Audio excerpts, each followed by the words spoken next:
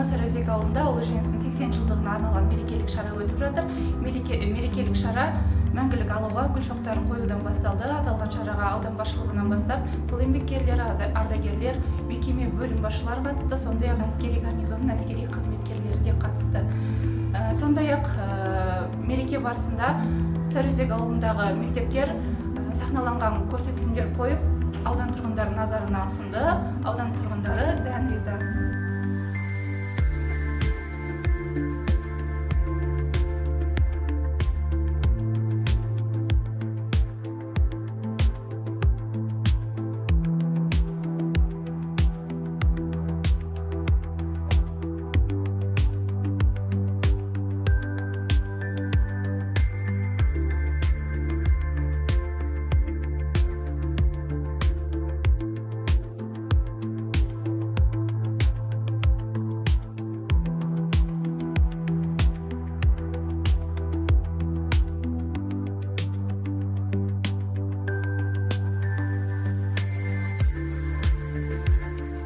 Бүгінгі 9 мамыр Ұлы жеңістің 80 жыл толуына орай ауданымызда жеңіс күнін тойлауда.